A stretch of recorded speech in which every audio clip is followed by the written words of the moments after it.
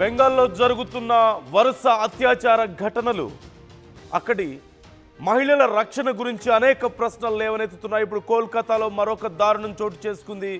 ఆర్జికల్ hospital ఘటన మరొక medical student పై అత్యాచార ఘటన చోటు చేసుకుంది.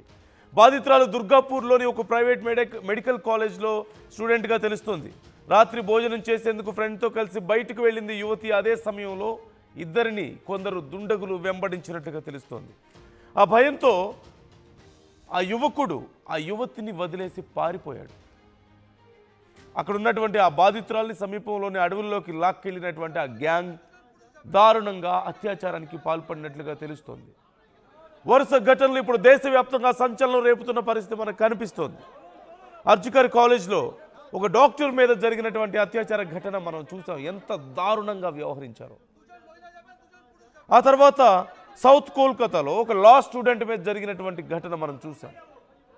ఇప్పుడు మరొకసారి ఒడిశాకు చెందినటువంటి ఒక 23 ఏళ్ల యువతి పైన, ఆ యువతి దుర్గాపూర్లో శోభాపూర్ సమీపంలో ఉన్నటువంటి ఒక ప్రైవేట్ మెడికల్ కాలేజ్లో MBBS చదువుతున్నట్లుగా తెలుస్తోంది.